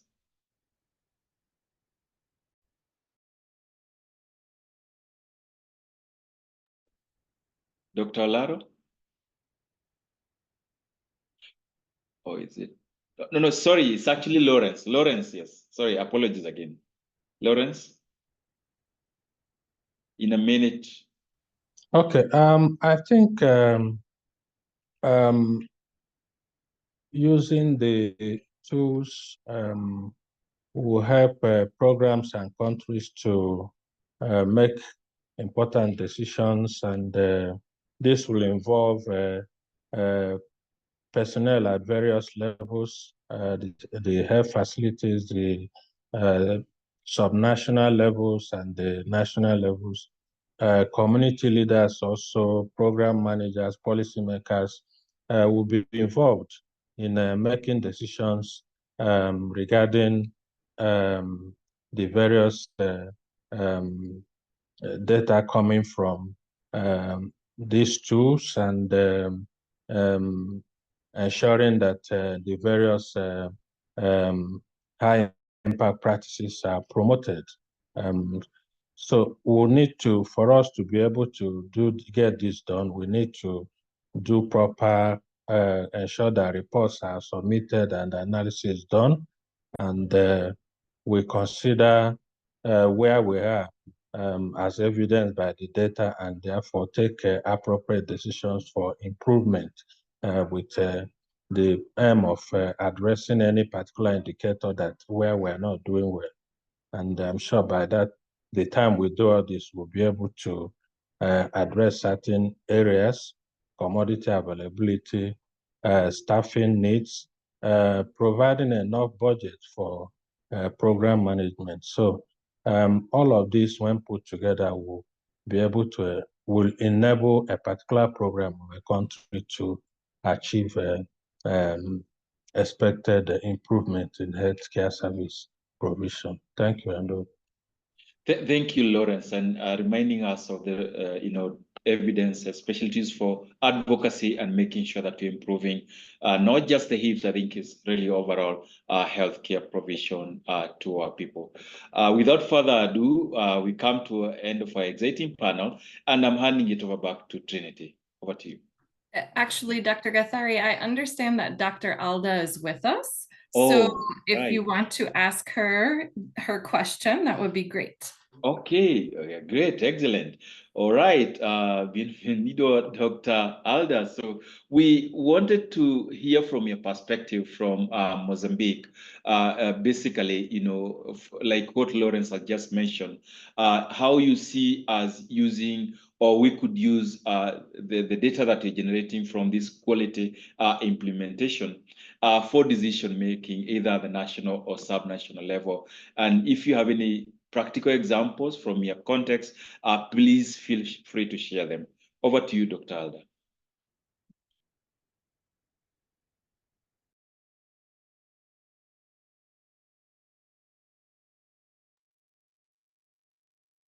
Good afternoon, everybody.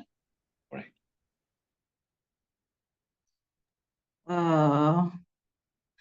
I don't see my photo. I don't know what happened. I will speak in English. I will speak in Portuguese. Sorry, Portuguese. Yes, go ahead, Dr. Alda. That's fine. Thank you. Ok, ok. Bom, esta questão de dados é essencial para qualquer programa. Para nós podermos tomar decisão, a questão do levantamento, do registro dos dados deve estar acautelado. E geralmente é algo que tem ficado para o fim, para vários projetos, vários estudos, mas percebo eu que pelo menos neste projeto ou neste estudo sobre práticas de alto impacto, esta questão dos dados é levado a sério, é levado a sério. E é assim como país, nós também levamos esse assunto dos dados. É importante contextualizar os instrumentos de registro. Primeiro, a nível nacional, não vamos ter instrumentos de registro diferentes dos nossos locais de implementação. Há a importância de contextualizar, de harmonizar, para nós podermos ter dados fiéis e poder tomar melhor decisão.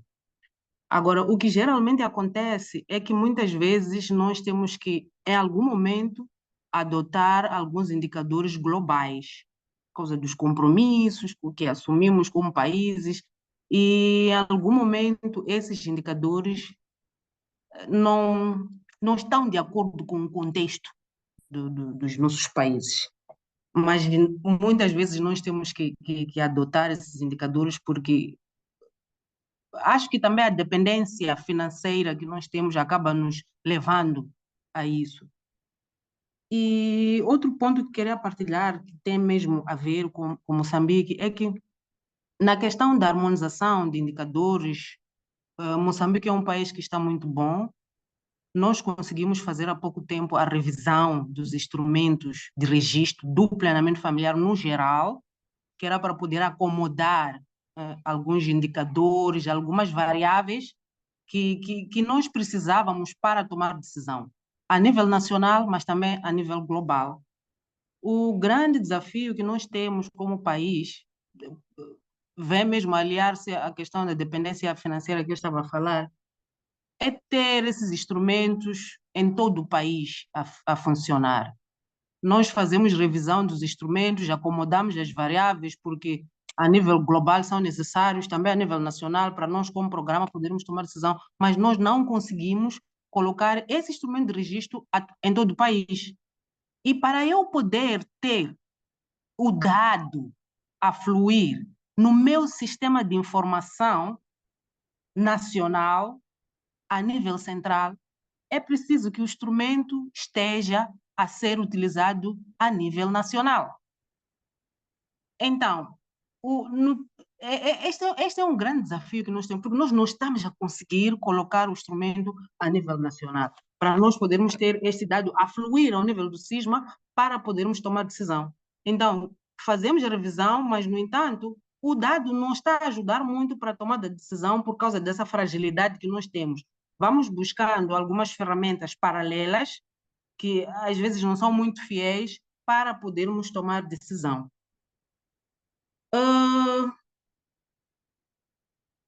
Outra questão que gostaria de partilhar,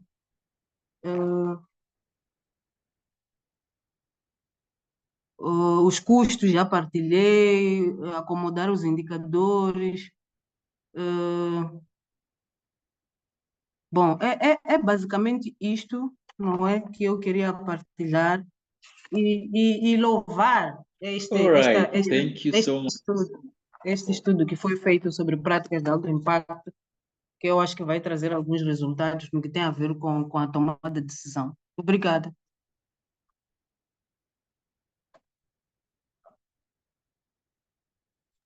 Thank you, Dr.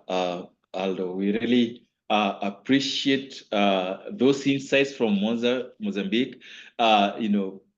Starting off with the fact that data is important and we need to take it seriously, but context matters. Context matters a great deal when you're coming up, you're deciding how to adopt this or adapt these indicators, making sure that you have the tools, and also making sure that all times you're thinking about national level usability. Thank you so much. Panelists, we really appreciate your great insights, and we look forward at your continued engagement as we advance HIPs measurement. Handing it back to you, Trinity. Thank you.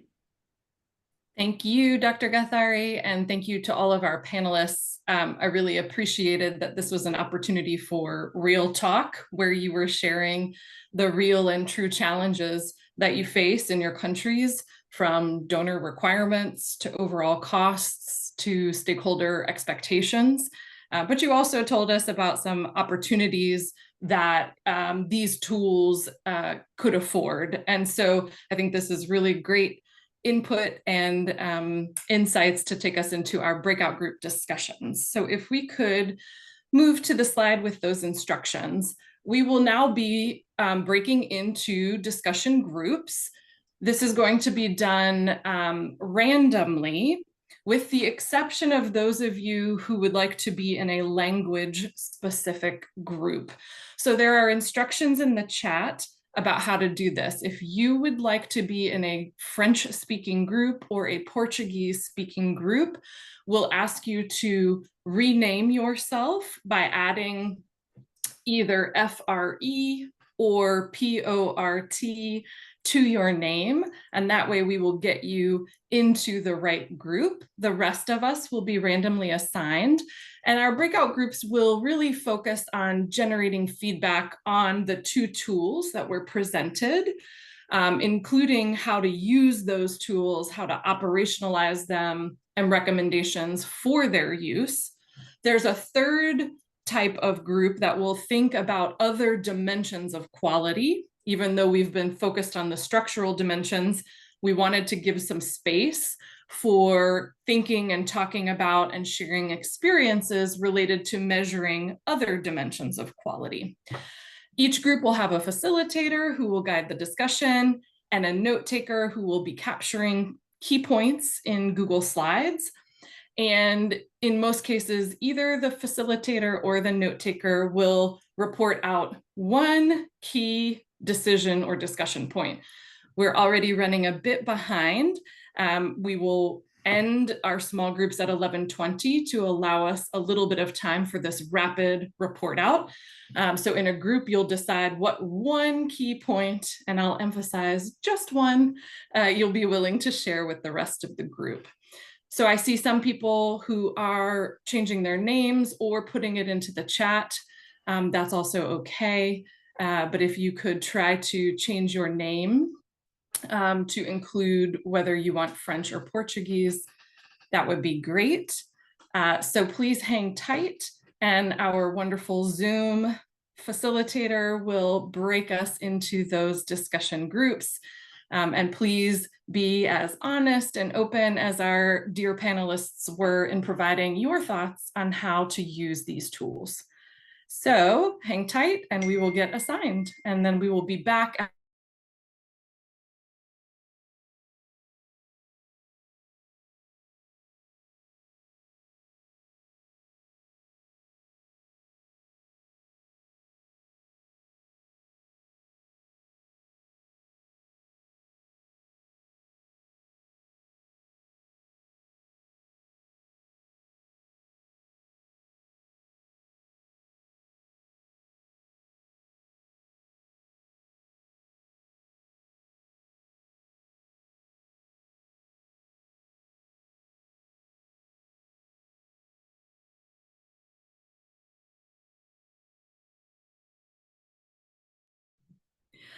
Welcome back, everyone. It's always a rough transition to the breakouts and back to the big plenary.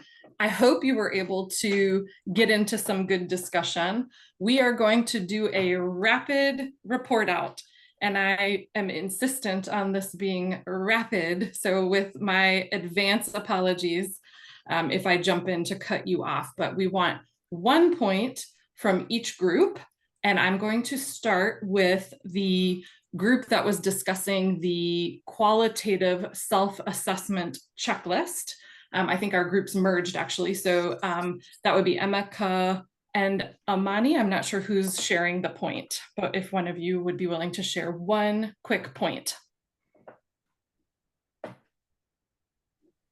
Okay, so we had a very silent group, so I wouldn't have much input from the participants, but actually there was one contribution. Alison Bodenheimer, she mentioned in answer to the question if there are other data that you would want to use alongside data from this tool. She mentioned that FP 2030 had developed a tool to assess the readiness of countries to implement a high impact practice. And perhaps we can take a look at that tool with the information that we have now from these new tools that have been developed and produce something that's more consolidated. Thank you. Awesome. That's a great concrete suggestion. And we know some people are less comfortable talking in groups, so understand. Now on to one of the groups that talked about the quantitative point of service survey. That would be either Maria or Felicity. Hi, so our group talked about how this point of service measurement fit into other measurements which are currently ongoing in many of the countries like the SPA and the PMA, and having it fit in with the schedules of those other assessments. We had some discussion about the scale where the cost of making this nationally representative might be prohibitive, but we saw a lot of application to subnational level. And Funmi shared the example of either state or LGA level in Nigeria. So that was the main. We had a very rich discussion, but those were some of the main. And one recommendation emerging was that the possibility to make the tools simpler, digital, maybe accessible via phone. Great, thank you so much. And the second group talking about that survey, Alexis is going to share a point. Yeah, thank you, Trinity. So we had a great conversation, and one of the key points that came out was talking about how the implementation and the guidance of the point of service survey will have to look different at different levels. So depending on whether you're at the facility level or the subnational level or at the INGO level, and that the guidance for implementing the survey or interpreting the survey or analyzing the results should be tailored by the level or the circumstance. Thank you. Thank you, Alexis. Okay, and then we had one or two groups, I'm not sure, who were talking about other dimensions of quality, shifting beyond the structural. So Nike or Courtney, do you have a point to report out? Yes, good morning, good afternoon, all. We discussed gaps in measurement around service giving process or outcomes of care for IPPFP and post-abortion family planning. And some of the gaps that our group identified included that the tools are not specific to the HIPs and that they need to be adapted to reflect the components of HIP implementation. And we also had a rich discussion around the need for more qualitative data collection to really get at the nuances of the client's experience with the service giving process and outcomes of care. Over to you, Trinity. Thank you. And the other group talking about other dimensions is two Sarahs, Sarah B and Sarah N. Trinity, this is Sarah N. I think what we found out in our group was actually in sync with what the other group on other dimensions found out, because when we asked the team about approaches and tools that are used nationally at scale to assess the service giving processes, we realized that most of the tools or approaches are quality improvement and supervision, support supervision, integrated. And because they're integrated, the HIPs are not a standalone on those tools. They are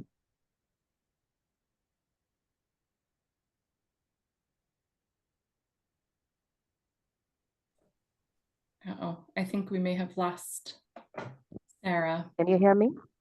Yes, you're back. Quickly, Yes, please, if you would. yes. So it's just that the tools that are used during the quality improvement processes or the support supervision processes are not just about the HIPs. They encompass other RH or family planning components. So that aligns with the recommendations from the other group. But also we found out that about the outcomes of care, in some countries, there has been modification to increase access to FP services like modifying the DMP SC dose policy so that the users don't have to return to the facilities in a year, but also to prepare women during ANC for PPFP, and also to ensure that women during ANC are encouraged for health facility deliveries. All right. Thank you so much, Sarah.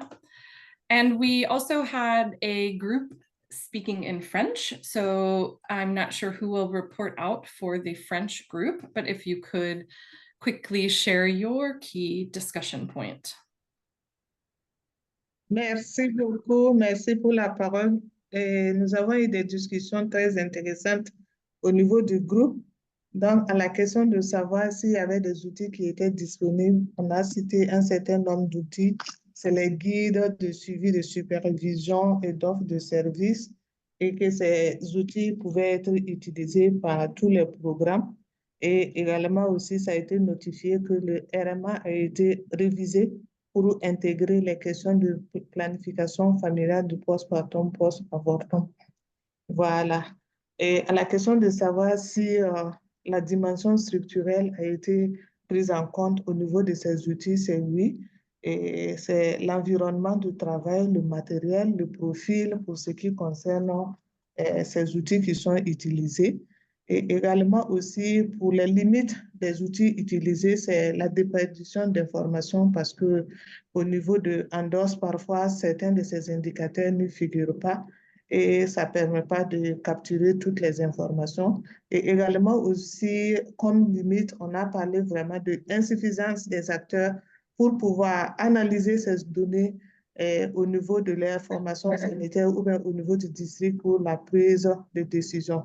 Maintenant, pour ce qui concerne...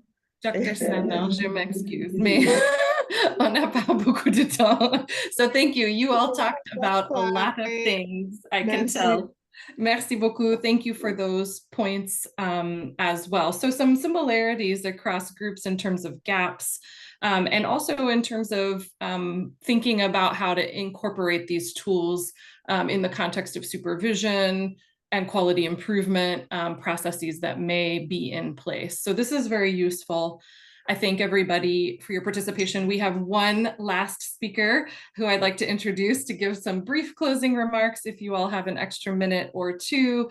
Dr. Erica Larkin, who is a Senior Program Officer at the Bill and Melinda Gates Foundation. Thank you for closing us out.